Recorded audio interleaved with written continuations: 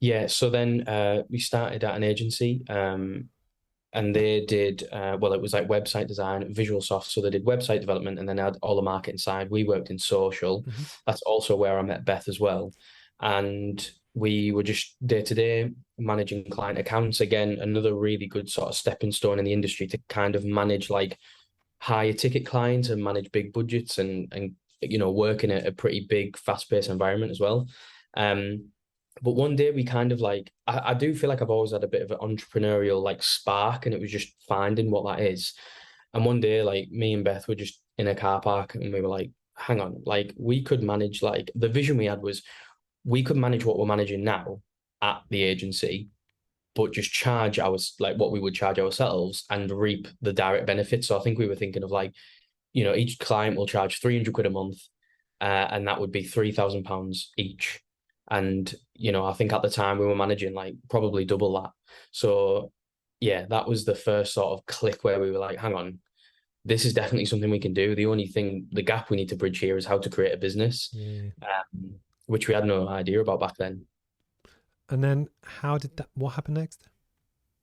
So I then spoke to Beth's dad, and Beth's dad was like self-employed, like contract manager. So he had, plenty of experience in in that industry and working for himself. So I asked him for some advice, and sort of spoke with Beth and thought like, how do we set it up properly? Hmm. Set up a meeting with an accountant and things like that, and thought, right, I think it's time to go for it. So did you Um, both jump at the same time?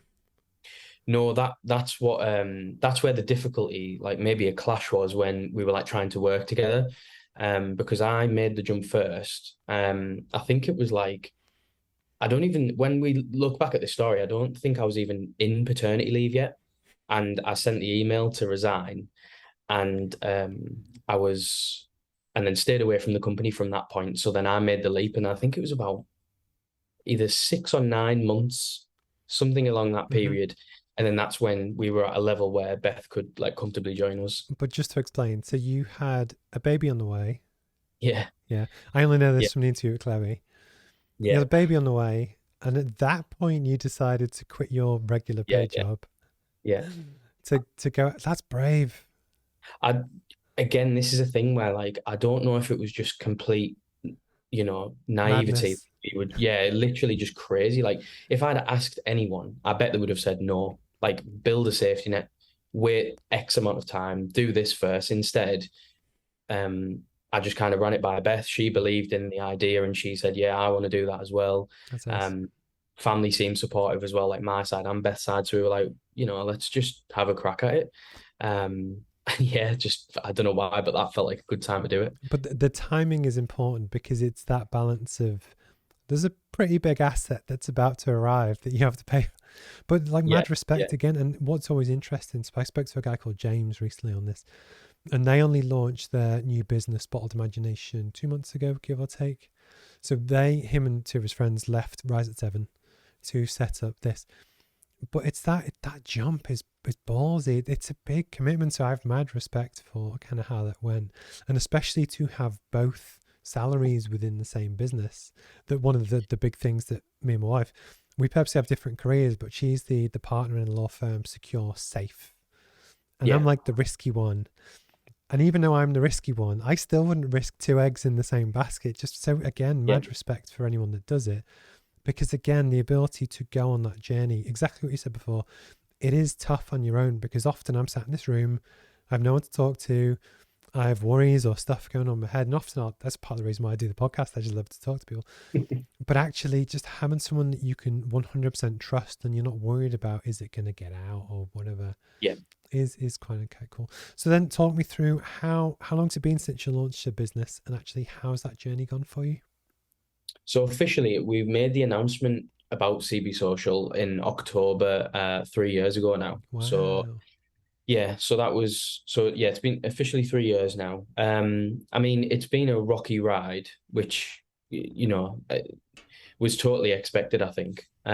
Year one was super difficult. Like I think I compared year one and two together, like turnover wise, and I think year one was like turnover was like 15,000 Hmm. in the Yeah. year, which was less than what I earned at the agency. Hmm. So, anyone would view that as an outside perspective as a bit of a failure, or like, you're not on the right track here, essentially. Hmm. Um, and it was just so difficult to get new business in. Did that include ad spend, or is that kind of like gross profit? Almost.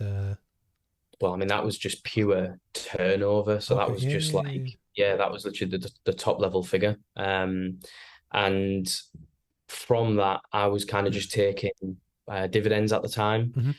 just to obviously pay for things each month. We live Yeah. with Beth's parents, That's cool.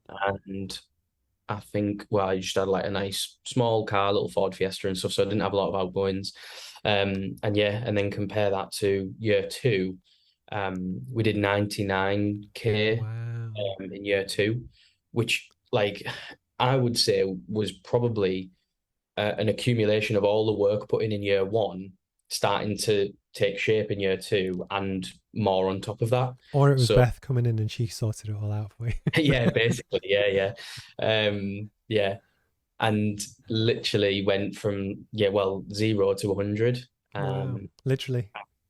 yeah, literally, and it was just like, I think it blew us away because like now we kind of still definitely have like imposter syndrome.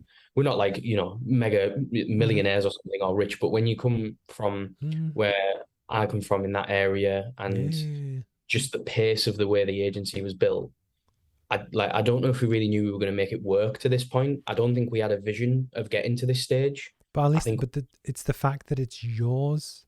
Does that make yeah, sense? But also, thank you for sharing that, because a lot of people think, and you see it all the time, oh yeah, it'd be easy to start your own business. Yeah, I'm going to earn 100 grand in my first year, and yeah, I'm going to do this and this. And it's like, no.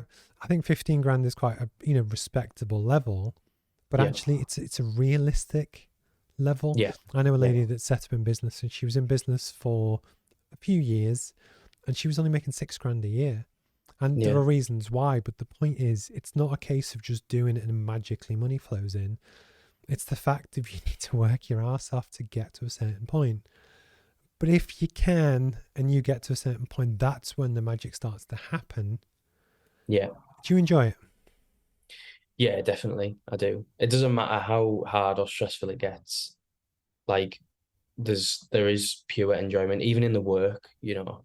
But I guess there's two sides of it now, because it's like you've got the business side and like Hmm. building a business and maintaining it and managing it, and you've also got the work, which is the social stuff, which I'm still like in the thick of daily. So it's again, that's a hard balance, but yeah, I do enjoy it. I am, because I do the same, as that I basically have to earn the money to then spend on the business and all the roadmap stuff. But actually, doing that makes you better. So the fact that you do live and breathe the social stuff will make you better at going out to sell the social stuff. But it's the fact that I know that you understand it in a Yeah, way that you also have business owners that will, in theory, run the business, but actually someone else does all the work. yeah, But then you can yeah, never know the detail as well. Does that make sense? So yeah, although it's difficult, I think it's the best way to do it. And then likewise, just keeping your overheads lower might mean that you've got more oxygen, you've got more net profit in the business to then reinvest in stuff, because you can do both. Does that make sense? So although it's harder to get to that point, it makes you inherently more efficient and valuable and profitable, that actually you will get so much better in terms of your skill set and stuff through going hmm through that process. No, it's very cool.